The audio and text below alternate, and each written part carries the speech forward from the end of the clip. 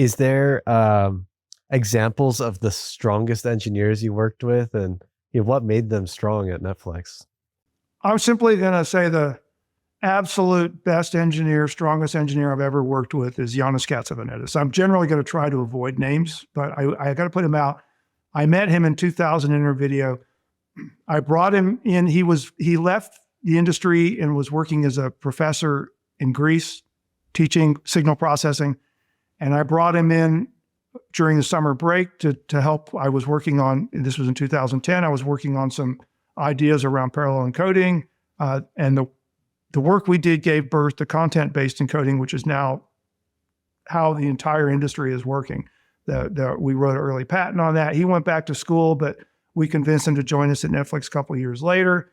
He took that one level further to now the model for encoding for both Meta and Netflix, which is called convex hull encoding, which is actually mathematically delivering the highest possible quality for a given bandwidth capability.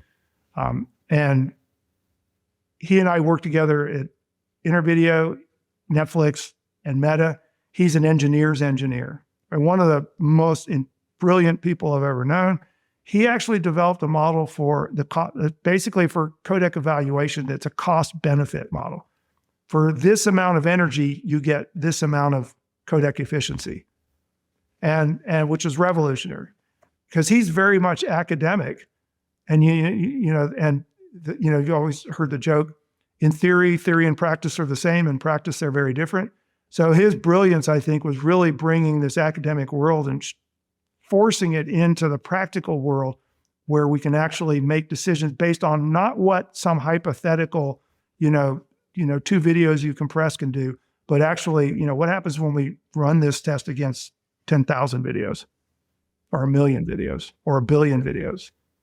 You've mentioned Meta a lot at this point. Maybe we should go to that. I'm kind of curious, what's the story behind you getting recruited to Meta or working at Meta? Sure. So as I mentioned earlier, the Netflix culture deck, the early one, said that we really should interview often so we understand our market value, right? And I had an outreach from Meta, and I don't remember who it was, but it was like 2018, I think, 2017, late 2017. I think it was late 2017. And I told my wife, I said, Facebook, it was Facebook at the time. Facebook wants to interview me. I said, I don't want to work there, but I haven't interviewed in like 12 years. I think I need to interview, or 10 years, whatever. So I went and interviewed, and I kind of went over, I will say honestly, a bit full of myself, because like you would hear me, we built the highest scale encoding platform in the world, whatever. And I got to the interviews and I was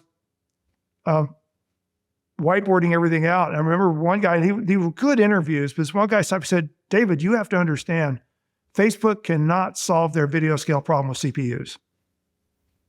And I walked away and I emailed him back later. I was like, you floored me, right? I never realized it. And so eventually I got an offer and I turned it down. I just wasn't ready at the time. But I had reached out to this guy and I just told him, thank you for letting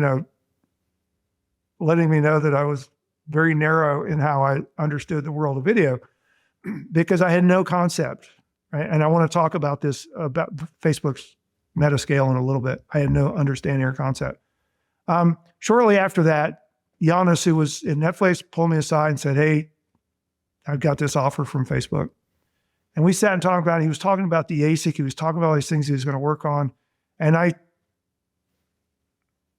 saw a passion in him that I hadn't seen in a little while.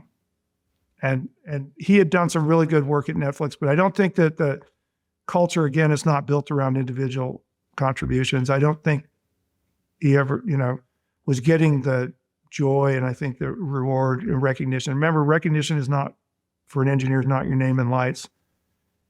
Sometimes it could be as simple as like a senior executive saying, hey, this is really good work this person did. And I'm not saying they didn't do that at Netflix. I'm just saying it like, we'll talk about this. Meta is very intentional about individual credit. So And I think he felt like the problems weren't big enough for him.